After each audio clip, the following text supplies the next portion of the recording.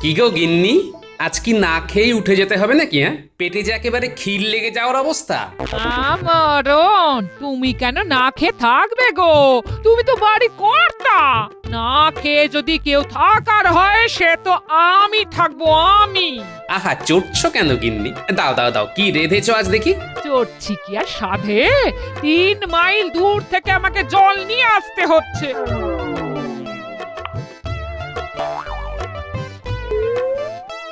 এ কি গিন্নি, ভাত রাঁধুনি?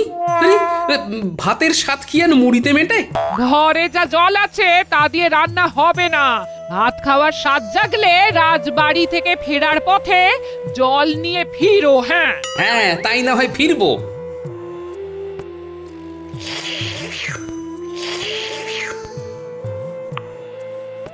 এই মুড়িটুকু কে খাবে শুনি? ওই যে বললাম, ভাতের স্বাদ মুড়িতে মেটে না। ভাত না হয় আমি ওবেলাতেই খাবো। এখন আমি আসি।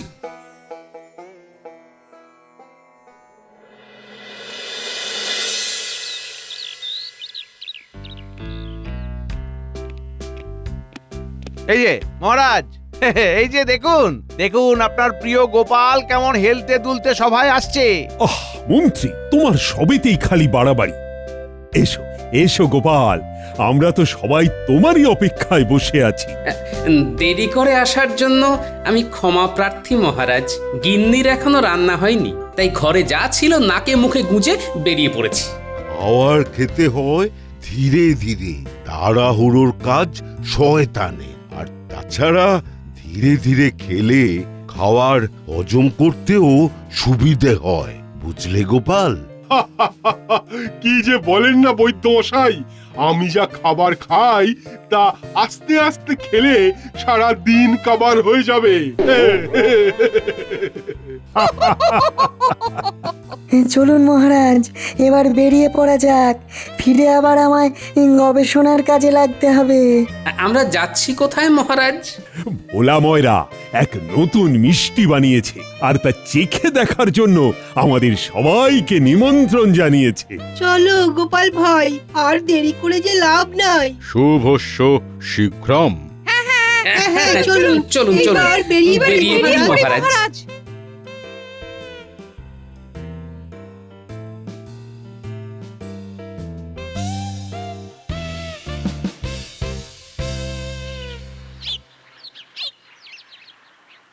কি গো ভোলা দাদা, একটু একটু জল খাওয়াও না দেখি। হ্যাঁ, তেষ্টায় যে একেবারে গলা শুকিয়ে কাঠ হয়ে যাচ্ছে। সেই 3 মাইল দূর থেকে জল আনতে হচ্ছে। আজ বউয়ের শরীরটা খারাপ তো, ঘরেও না খুব জল বারন্ত গো। এই আকালের দিনে জল তোমায় খাওয়াতে পারবো না বাপু, বরং আমার বানানো এই নতুন মিষ্টি খেয়ে দেখো। এটা খেয়ে জল খাও, তাতে তোমার জল তেষ্টাও মিটবে। দাম মাত্র ওই 1 মোহর।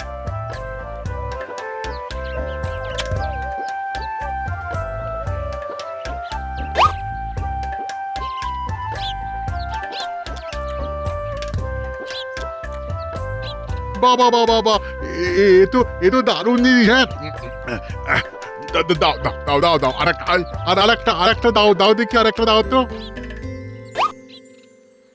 মহারাজকে মিষ্টি একবার যদি পছন্দ করাতে পারি তাহলেই কেল্লা ফতে। আর তারপর সুযোগ বুঝে ওই খাজনা মাপের কথাটা পারতে হবে, আর দিকে দিকে ছড়িয়ে দিতে হবে এই মিষ্টির নাম, যাতে ব্যবসা একেবারে ফুলে ফেপে ওঠে। ওই হে ভোলা, আমরা এসে পড়েছি। আজ তোমার মিষ্টির দোকান পুরো খালি করে তবে ফিরবো। আরে না না, তুমি ভয় পেও না ভোলা, আমরা শুধু তোমার নতুন মিষ্টি চাখবো। কোনো অসুবিধে নেই মহারাজ, আপনারা যত খুশি তত খাবেন। আপনাদের সন্তুষ্টিতে তো আমার সন্তুষ্টি। আর কথা না বাড়িয়ে সবাইকে তোমার মিষ্টি পরিবেশন করো ভোলা ভাই। আগে আগে আসুন সবাই আসুন।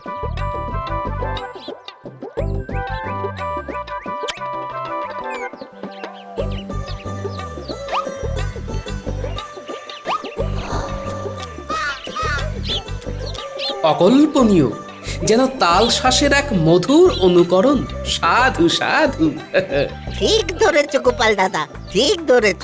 এই তাল শ্বাসে যেমন জল ভরা থাকে, আমিও তেমন এই কায়দা করে গুড় ভরে বাঁধন দিয়েছি এই মিষ্টি, আর নাম দিয়েছি জল মিঠাই। এই যেন দুধের স্বাদ জলে মেটানো। বলো কি মন্ত্রী, এই জিনিসও তোমার ভালো লাগেনি? তোমার সব কিছুতেই কেবল খুঁত ধরা, বড্ড বাড়াবাড়ি। আমার তো দারুণ লেগেছে মহারাজ। এই ভোলা, আমাকে ওই গোটা 10 বাড়ির জন্য দিয়ে দিও তো। হ্যাঁ, ভোলা মরার কি অপরূপ সৃষ্টি, তাল শাঁসের আদলে এই যে জল মিষ্টি। এই মিষ্টির উপকারিতা অনেক মহারাজ। ভিতরে যে গুড় ভরা আছে তা খেলে মানুষ শরীরে বল পাবে। তুমি চুপ করে কেন বিজ্ঞানী? তোমার কেমন লাগলো বলো। আর জ্যোতিষীও তো কিছু বললে না। আমি বাকরুদ্ধ মহারাজ। মিষ্টি বানাতে গিয়ে বিজ্ঞানের এমন সুন্দর প্রয়োগ দেখে আমি অভিভূত। আমি গণনা না করেও হলফ করে বলতে পারি, ভোলার বসার বেশ জমতে চলেছে। হ্যাঁ,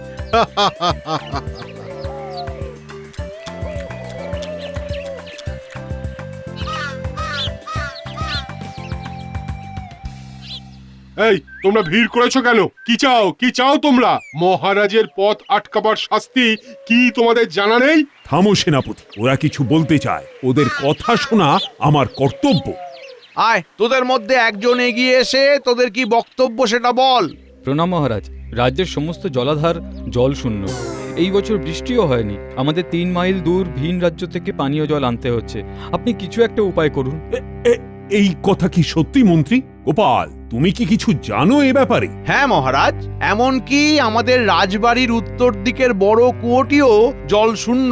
পানীয় জলের যোগান তো ওই কুয়োই মেটাতো এতদিন। এরা একদম ঠিক কথা বলছে মহারাজ। আমার গিন্নিও 3 মাইল দূরে গিয়ে জল নিয়ে আসছে প্রতিদিন।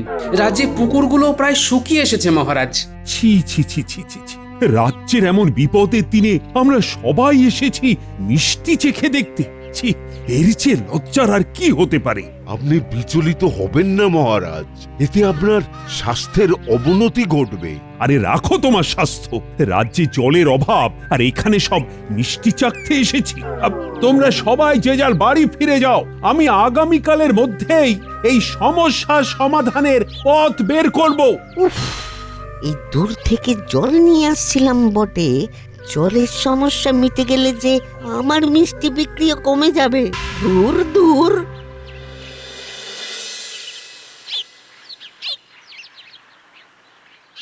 একে একে সবাই বলো তো, তোমরা কি চিন্তা ভাবনা করলে? বৃষ্টি না হলে যে কোনো উপায় দেখছি না মহারাজ। তো আমরা কি সবাই এখন নাকে তিল দিয়ে শুয়ে থাকবো বৃষ্টি না আসা অবধি? এই বছর খরার সম্ভাবনা মহারাজ। আমি গণনা করে দেখলাম বৃষ্টি আসতে এখনো 15 সময় লাগবে। সে কি কথা? অতদিন রাজ্যবাসী 3 মাইল দূরের ভিন রাজ্য থেকে জল আনবে? কি হে গোপাল, তুমি কিছু ভেবেছো এ ব্যাপারে? ভেবেছি না, দেখেছি মহারাজ। আর হেঁয়ালি করো না তো গোপাল, কিছু উপায় ভেবে থাকলে বলো। না মহারাজ, গুরুদেব বলেছেন 3 দিন পরে উষা লগ্নে ভোর 5টা নাগাদ রাজবাড়ির উত্তর দিকের কুয়োর সামনে দাঁড়িয়ে আমি 3 বার শাঁখে ফুঁ দেব। আর তারপর রাজ্যের সকলে যদি ওই কুয়োয় 1 ঘটি করে দুধ ঢালে, তাহলে সব জলাধার, পুকুর আর ওই কুয়ো জলে ভরে উঠবে। বললাম না মহারাজ, গোপালের মাথাটা একেবারে গেছে। দুধ ঢাললে নাকি জলে ভরে যাবে। শুধু একটি শর্ত আছে মহারাজ, আমি শাঁখ বাজাবার আগে কেউ যদি কুয়োয় জল ঢেলে দেয়, তাহলে এই উপায় আর কাজ করবে না। চিন্তা করো না গোপাল। সেনাপতি, এই 3 দিন তুমি পাহারা বসাও, যাতে কেউ কুয়োর আশেপাশে না যায়। আচ্ছা মহারাজ। আর গোপাল, তোমার এই উপায় যদি সফল হয়, তাহলে তোমায় 5000 মোহর আমি উপহার দেব।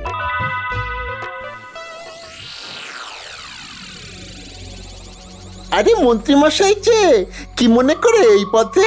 কিরে বটা ঘটা, ওট ওট ওট ওট ওট, এই ভর সন্ধ্যাবেলায় পড়ে পড়ে নাক ডাকছিস? উঠে পড়। না ঘুমিয়ে আর কি করব বলুন, কাজবাজ তো নেই হাতে, তাই খাচ্ছি আর ঘুমাচ্ছি। আরে কাজের খবর নিয়েই তো এসেছি রে। বেশ বেশ, বলুন আপনার কিভাবে কাজে আসতে পারি? এবারের কাজ শুধু তোদের দুজনকে দিয়ে হবে না, আরো অনেক লোক লাগবে, হাতে সময় খুবই কম। আপনি শুধু বলুন কি করতে হবে, লোক ঠিক জোগাড় হয়ে যাবে। আগে হ্যাঁ মন্ত্রী মশাই, শুধু মোহর দিয়ে হাত গরম করে দেবেন, দেখবেন সব কাজ কেমন সুন্দরভাবে হয়ে যাচ্ছে। মোহর নিয়ে ভাবতে হবে না, কাজটা এবার মন দিয়ে শোন। বলুন মন্ত্রী মশাই। আজকের রাতটা বাদ দিলে হাতে মাত্র 2 রাত, তার মধ্যেই কাজ সম্পন্ন করতে হবে। আমাদের রাজবাড়ির উত্তরে যে জলের কুয়োটা, জল ঢেলে ভরিয়ে ফেলতে হবে। হ্যাঁ, বলেন কি, জল তো সেই 3 মাইল দূর ছাড়া কোথাও পাওয়া যাচ্ছে না। হ্যাঁ সে তো আমি জানি, আর তাই তো তোদের কাছে এসেছি।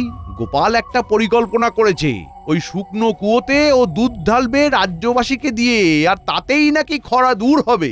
বুঝে গেছি মন্ত্রী মশাই, বুঝে গেছি। গোপালের পরিকল্পনা বানচাল করতে হবে, এই তো।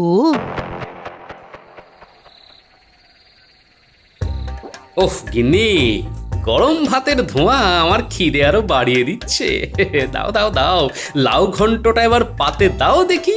ইচ্ছি, দাঁড়াও দেখি, আগে বাচ্চাগুলোর পাতে ভাত বেড়ে দি। হ্যাঁ,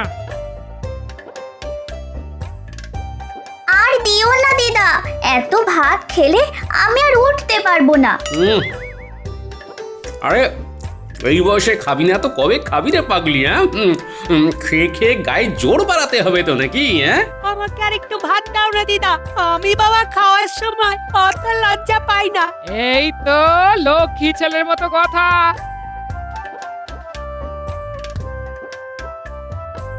কিরে রেপলা, তোকে আর 2 মুঠো দি? না দিদা, এখন দিও না, আমি লাগলে ঠিক চেয়ে নেব। এখনো পাঠার মাংস বাকি। এই তোরা কিন্তু লাউ ঘন্ট দিয়ে পেট ভরে ফেলিস না। খাওয়ার সময় এত কথা বলো না তো, ওদের শান্তি মনে খেতে দাও। জানো দাদু, এখানে আসার সময় দেখি আমাদের মন্ত্রী মশাই বটা ঘটার বাড়ি থেকে বেরোচ্ছে। নিশ্চয় আবার কোনো পরিকল্পনা করছে দাদুর ক্ষতি করার। ওরা যতই ফন্দি করুক, গোপাল দাদুর পরিকল্পনার সাথে কখনোই পেরে উঠবে না। গিন্নি, ওদের জল মিঠাইটা দিতে ভুলো না কিন্তু, বেশ বানিয়েছে কিন্তু ভোলা মায়েরা।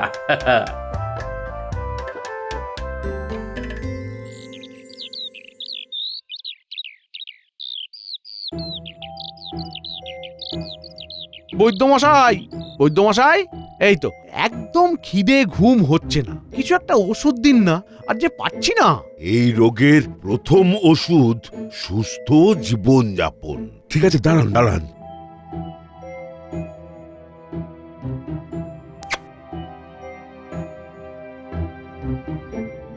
আর এই যে পুড়িয়াটা দিলাম, এটা এটা খাবারের সাথে মিশিয়ে খাবে, খিদেও বাড়বে, খাওয়ার পর ঘুমও হবে নাক ডাকিয়ে। কি আর বলবো, রাজ্যের চিন্তায় চিন্তায় খাওয়া ঘুম সব উড়ে গেছে। আপনি বরং আরেক পুড়িয়া দিন, 2 দিন একটু নাক ডেকে ঘুমাই। আমাদের রাজ্যের সৌভাগ্য যে তোমার মতো একজন মন্ত্রী পেয়েছে। শুধু মহারাজ বুঝলেন না। হ্যাঁ, সারাক্ষণ খালি গোপাল আর গোপাল। এ নিয়ে তুমি একদম ভেবো না, মহারাজ ঠিক একদিন বুঝবে। নাও নাও নাও, আরো 2 পুড়িয়া রাখো, এতে তোমার রোগ সেরে উঠবে আশা করি।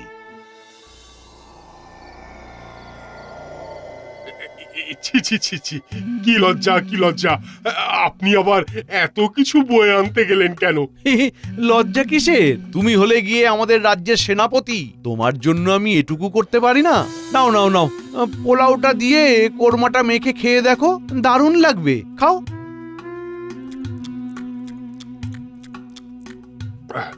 দারুণ হয়েছে রান্নাটা।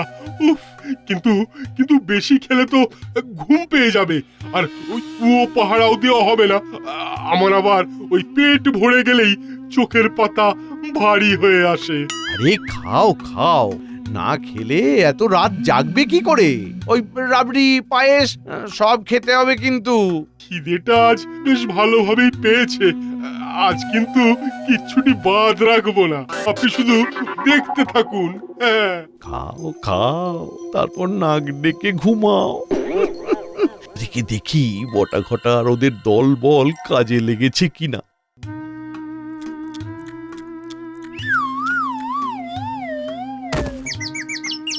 কি হ্যাঁ, এ তো খেতে খেতেই ঘুমিয়ে পড়লো। বৈদ্যর ওষুধের কোনো জবাব নেই।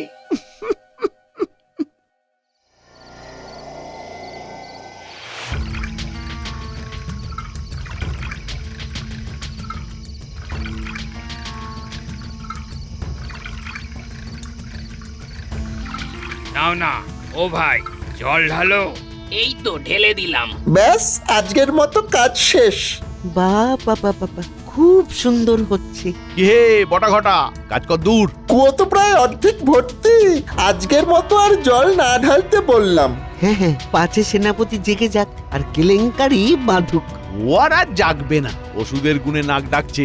কাল কাজটা গভীর রাতের আগেই সেরে ফেলিস। কাল আর সেনাপতিকে ওষুধ খাওয়ানো যাবে না। আজ ঘুম থেকে উঠে ও নিশ্চয়ই কিছু সন্দেহ করবে। যথা আজ্ঞা মন্ত্রী মশাই।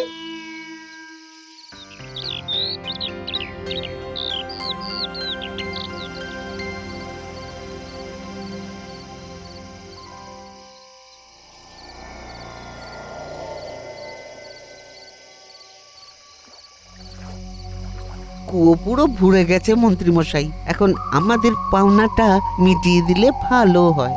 যারা ঘরে ভরে জল নিয়ে আসলো তাদেরও পারিশ্রমিক দিতে হবে। আরে থাম থাম থাম, ক্যাচর ম্যাচর করিস না। এই নে থলি, এই নে। এতে 2000 মোহর আছে। এ কি, এ তো মাত্র 2000 মোহর। আপনার সাথে তো 3000 মোহরের কথা হয়েছিল। আরে অদ্ভুত, আমি কি পালিয়ে যাচ্ছি নাকি? বাকি মোহর ঠিক সময়ে পেয়ে যাবি। এবার তোরা ঘরে ফিরে যা, সেনাপতি এবার এলো বলে।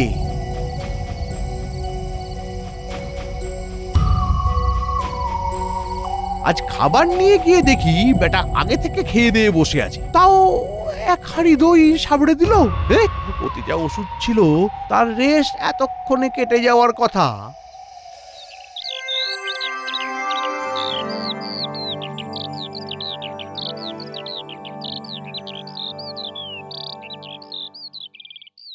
ইহে গোপাল, তোমার উষা লগ্ন তো পেরিয়ে যাচ্ছে, এবার শাঁখে ফু দাও। তার আর বোধহয় দরকার পড়বে না মহারাজ। কেন গোপাল, কি হলো তোমার স্বপ্নাদেশের? কি হলো তবে? কুয়ো এমনিতেই জলে ভরে গেছে মহারাজ। হ্যাঁ, বলো কি গোপাল? কুলদেবতা নিশ্চয়ই প্রসন্ন হয়েছে। দেবতা প্রসন্ন হলে তো বৃষ্টি নামাতেন। এ কোনো মানুষের কাজ। ঠিক বলেছেন বিজ্ঞানী, এই কাজের পেছনে আমাদের খুব পরিচিত কেউই আছে। কিন্তু বাকি জলাধারগুলো তো শূন্যই থেকে যাবে তাহলে। প্রকৃতি সর্বশ্রেষ্ঠ মান মহারাজ। এই কুয়োতে দুধ ঢাললেও কোনো জলাধারই ভরে যেত না। স্বপ্নাদেশের কথা আমার মন গড়া ছিল। আমি জানতাম কেউ কুয়োতে জল না ঢালুক বললে আমার এক পরম বন্ধু জল ঢালবেই, আর তাই হয়েছে। তুমি মিথ্যে বলে কি লাভ পেলে গোপাল? আমার মিথ্যেতে দেখুন, আজ এই কুয়ো জলে ভরে গেছে। রাজ্যবাসীর কিছুদিনের জলের খোরাক মিটে যাবে, আর তার মধ্যে বৃষ্টিও চলে আসবে নিশ্চয়ই। বুঝেছি গোপাল, বুঝেছি।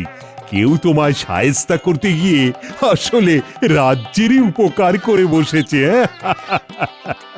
সত্যি তোমার বুদ্ধির তুলনা নেই গোপাল।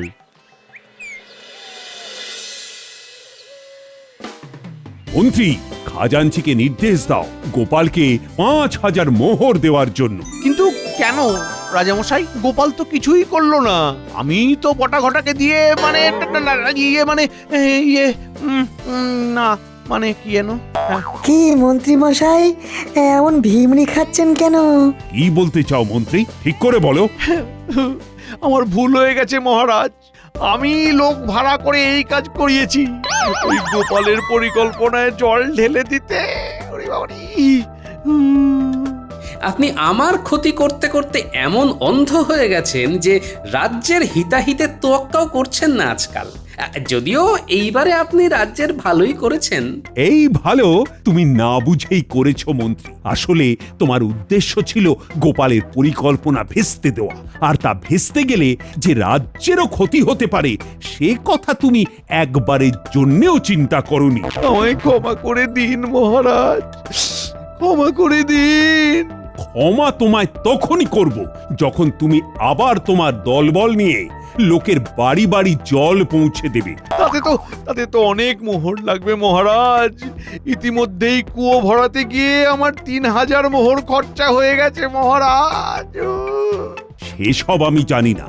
যা খরচ হবে তা অগ্রিম তুমি নিতে পারো, কিন্তু সেটা তোমার বেতন থেকেই কাটা যাবে। আর হ্যাঁ, সেনাপতিও এই প্রকল্পে 500 মোহর দেবে, ঠিকমতো পাহারা না দিয়ে ঘুমোবার জন্য।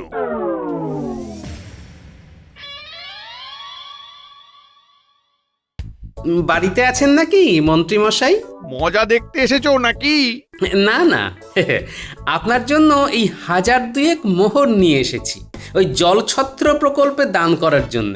এই অর্থে যদি আপনার ঋণ খানিক লাঘব হয়। তোমার এই সাহায্য আমার লাগবে না গোপাল। কি ভেবেছো আমি কিছু বুঝি না? মহান হতে এসেছো? মহান? না মন্ত্রী মশাই, আপনি ভুল বুঝছেন। আমি আপনার সাহায্য নয়, রাজ্যবাসীর সাহায্যের জন্য এই অর্থ দিলাম। মহারাজ নিজে আমাকে তদারকি করতে বলেছেন, সব বাড়ি বাড়ি জল পৌঁছচ্ছে কিনা দেখবার জন্য। তাই কোনো ফাঁকি দিলে চলবে না কিন্তু।